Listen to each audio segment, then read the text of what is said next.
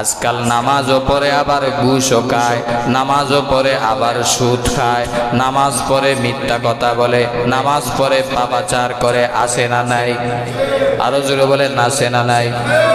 অথচ আল্লাহ রাব্বুল আলামিন বললেন, ইন্নাস সালাতা তানহা আনিল ফাহশাই ওয়াল মুনকার।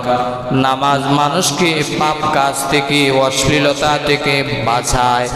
অথচ দেখা যায় আজকাল মানুষ নামাজও পড়ে আবার সুদের সাথেও কালেকশন আছে, ঘুষের সাথেও লেনদেন আছে, নামাজও পড়ে দাড়িও কাটে, নামাজও পড়ে গুনার কাজও করে, নামাজও পড়ে বউকে আবার বেপরদা রাখে। আছে না নাই? এই নামাজ কেন আপনাকে পাপ কাজ থেকে বাঁচাইতে পারো না? এর কয়েকটা কারণের ভিতরে একটা কারণ হলো, আমরা যে নামাজ পড়ি, যেই নামাজ আমরা পড়ি আমরা নিজেরাই বুঝি না কি নামাজ আদায় করতেছি।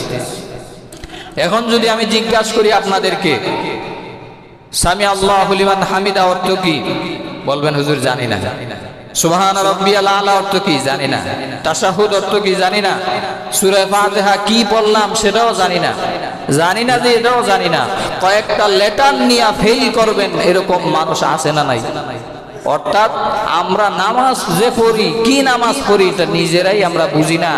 এই নামাজ আমাকে কিভাবে পাপ কাজ থেকে, অশ্লীলতা থেকে, বেহায়াপনা থেকে, গুনাহের কাজ থেকে কিভাবে এই নামাজ বাঁচাবে।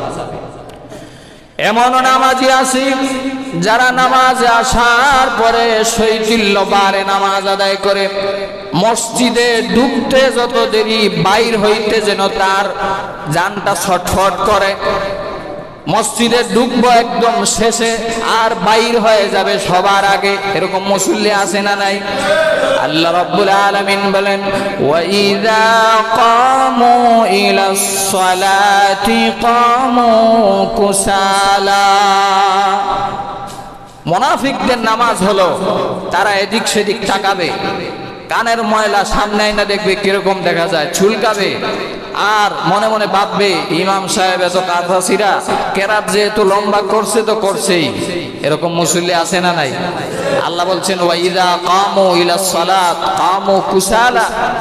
তারা শৈথিল্যবারে নামাজে দাঁড়াবে, কাহিলি সুস্তি করবে, এদিক সেদিক তাকাবে, চুলকাবে, আর মনে মনে অস্থিরতা পেশ করবে, কখন জানি নামাজ শেষ হয় আর কখন জানি বাইর হই।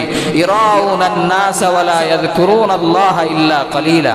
আর তাদের নামাজটা কিসের জন্য? তাদের নামাজটা হচ্ছে লোক দেখানোর জন্য। জোরে বলেন নাউজুবিল্লাহ। যারা নাকি মানুষ দেখানোর জন্যে, লোক দেখানোর জন্যে নামাজ আদায় করবে, তাদের নামাজ কবুল হবে না, গ্রান্টেড হবে না, আল্লাহর দরবারে পৌঁছাবে না। যে নামাজ মানুষ মানুষকে দেখানোর জন্য নামাজ আদায় করে, বলবেন হুজুর নামাজ আবার কিভাবে মানুষ দেখানোর জন্য করে? দৃষ্টান্ত স্বরূপ, সামনে ইলেকশন আসতেছে, নির্বাচন আসতেছে, নেতা সাহেব ভোট পাওয়ার জন্য এক এলাকাতে এসেছে, আবার নামাজের সময় হয়ে গিয়েছে। ভাষণ দেওয়ার আগে নামাজ যদি না পড়ি, ভোটটা তো মানুষ আমাকে দিবে না। এই জন্য টুপি আছে না নাই, পাঞ্জাবি আছে না নাই, ওযু আছে না নাই, এটা দেখার বিষয় না। আল্লাহু আকবার। এরকম নেতা আছে না নাই? তো এই নেতা পাস করার পরে তো দুর্নীতি করবেই, রাহাজানি করবেই। কোন রাহাজানি করবেই? দর্শন করবেই। জুড়ে বলেন ঠিক না বেঠিক? এই জন্য নামাজ আমাদেরকে নেতা নির্বাচন শিখায়, নামাজ আমাদেরকে ভ্রাতৃত্ব শিখায়, নামাজ আমাদেরকে ঐক্য শিখায়। নামাজ যিনি পড়াবেন ওনাকে বলা হয় ইমাম। ইমাম শব্দের অর্থ হলো নেতা। নেতা নির্বাচন শিখায় নামাজ। ইমাম সাহেব যখন নিয়োগ হয় তখন ওনার সব বডি একদম মাইক্রোস্কোপ যন্ত্র দিয়ে দেখা হয়, উনি নামাজি কিনা, দিনদার কিনা, ফরহেজগার কিনা, তাকওয়াওয়ালা কিনা, দাড়ি আছে কিনা, বিড়ি সিগারেট খায় কিনা, ইত্যাদি গুনাহে জড়িত কিনা। এইভাবে নির্বাচন করে ইমাম নিয়োগ করা হয়। ঠিক না বেঠিক? এটা হলো সমাজের মানে মসজিদের ইমাম নিয়োগ করার সময়। ঠিক তেমনি ভাবে নামাজও আমাদেরকে শিক্ষা দেয়।